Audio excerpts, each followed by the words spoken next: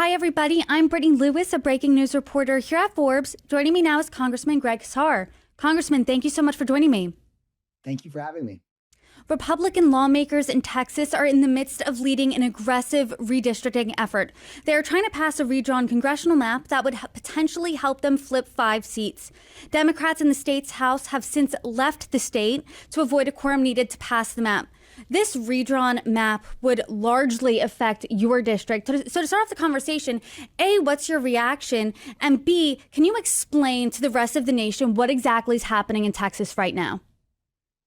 What's happening in Texas is that Donald Trump does not want to have a free and fair midterm election. He's the most corrupt president in American history. And so he's trying to shove through this corrupt plan to violate the Voting Rights Act and drastically change Texas's districts so that he can never get held accountable. Well, Texas Democrats are fighting back. That's why our state legislative Democrats have used a maneuver that has existed as long as our state has existed. They have broken quorum. It means they're traveling all across the nation to raise the alarm about this plan. And since they aren't on the House floor, that temporarily blocks the maps. And so we are fighting back with everything we've got and are making our message clear that voters should be the ones that pick their elected officials, not a president, not a governor. Donald Trump shouldn't be able to pick your elected official for you. And I think it's safe to say that Texas Republicans aren't happy with Texas Democrats leaving the state. Your state's governor, Greg Abbott, ordered that these Democrats be arrested. And he said this, quote, "By fleeing the state, Texas House Democrats are holding hostage critical legislation to aid flood victims and advance property tax relief. There are consequences for dereliction of duty." What are your thoughts of his framing there? We should call Governor Abbott Governor Gaslighter, because Texas Democrats have said over and over again that we're ready to work on rebuilding from the flood, ready to work on relief for flood victims. But Governor Abbott has made our special legislative session all about redistricting and carrying Donald Trump's water. So I think it's a massive disrespect to those who experience national disaster or are scared of natural disasters that Governor Abbott continues to politicize the Texas legislative session instead of focusing on doing what's right by the people of Texas. A swath of the Texas Democrats have fled to Chicago, and the decision to go to Illinois has been panned by some because the map that Illinois Democrats redrew in 2021 was slapped with a failing grade of an F from the Princeton gerrymandering project. And former MSNBC host Chuck Todd said this, quote, "Look, Texas, Florida, Illinois, and Maryland, those are your 4 giant gerrymander states. And if you're trying to make a point on gerrymander, I don't think I'd be going to the state of Illinois as a place to hide." What are your thoughts on the criticisms there that these Democrats are protesting gerrymandering, but they're going to a state that has gerrymandered for Democrats? Let's be clear. Every single Democrat in Congress is ready to pass a national ban on gerrymandering. I can hardly find any Republicans who could say the same. I'd take a vote tomorrow to ban gerrymandering in democratically controlled and Republican states. We should ban gerrymandering in Texas and in Illinois. The question before us right now is that while Donald Trump tries to pass the most racially gerrymandered maps in the nation right now here in Texas, do Democrats take it lying down? Do we unilaterally disarm or do we fight back? And I think Texas Democrats are showing the nation what it looks like to fight back. That way voters' voices can be heard. That way we can win a Democratic majority in Congress and finally pass a bill to ban gerrymandering nationwide. And I believe that we should also ban big money in politics nationwide while we're at it. And what have your conversations been like with Republicans? Because when they have been talking about what's happening in Texas, they'll point to Illinois, they'll point to other states, and they'll say, gerrymandering isn't uniquely Republican. Democrats have done it X, Y, and Z. I mean, you're saying you don't like gerrymandering. They're saying they don't like gerrymandering. Why do this eye for an eye here? Well, look, if they didn't like gerrymandering, then they would vote with us for the John Lewis Voting Rights Advancement Act and ban it nationwide. But instead, what Republicans do is they say they don't like gerrymandering in Democratic states. They gerrymander in Republican states, and then they block any attempt to stop gerrymandering. Right now in the United States, according to the Brennan Center, the net gerrymandering in this country is towards the Republicans. There's 16 more Republican gerrymandered seats in the United States than Democratic ones. And we just got to ban the practice nationwide. It should be banned for both Democrats and Republicans. And you would be very hard pressed to find a group of Republican members of Congress that would be willing to say the same. This isn't about an eye for an eye. It's about how Republicans started this fight. And if they think that Democrats will just stand idly by and do nothing about it, then they will just continue to gerrymander. There has to be a cost to Republicans for gerrymandering. And we have to call on our Republican colleagues to join us in banning gerrymandering nationwide. But I'm not holding my breath. And then what do you think is the solution next? Because A, the Democrats from Texas can't stay in these states until midterms.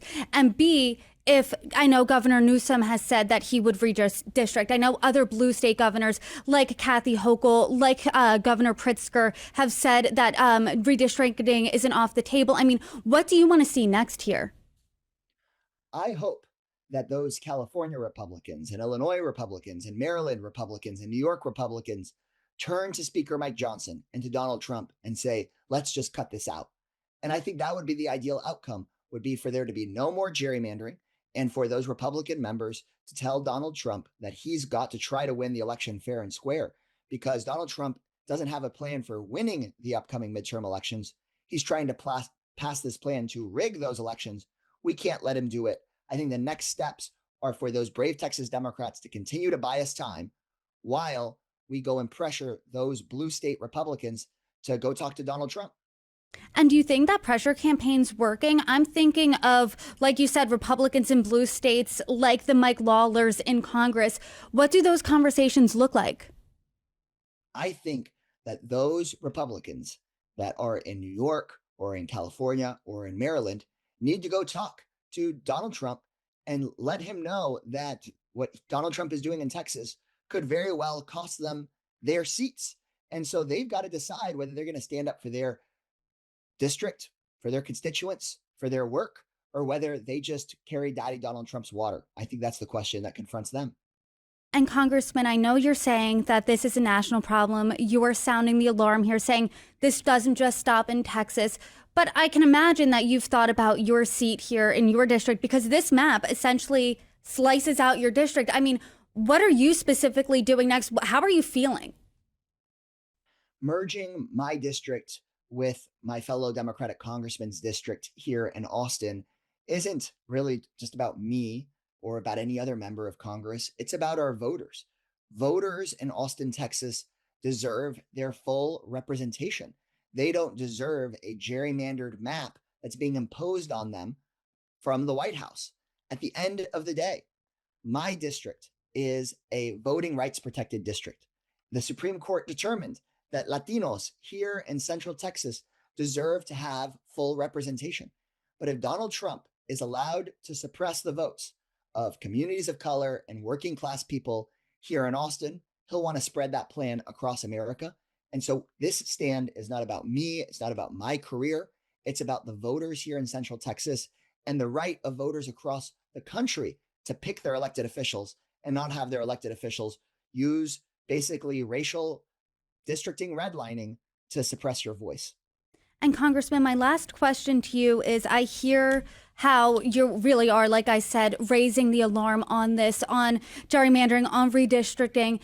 Do you think we're any closer to a détente, if you will, a sort of laying down the arms and saying, okay, we won't ratchet this up. This needs to stop. We will pass some sort of gerrymandering legislation. I mean, where are we? Are we even on a scale of 1 to 10? Are we even at a 1 step there? What does that look like? I think Democrats are increasingly united that if we're to take back a majority in the White House, that banning gerrymandering nationwide, banning stock trading by members of Congress, banning big money in politics, banning super PACs has to be at the front of so much of our legislative agenda. We need to go back to a democracy where voters' voices is bigger than big money, and voters' voices should be louder than the voice of the president of the United States, no matter who their party is.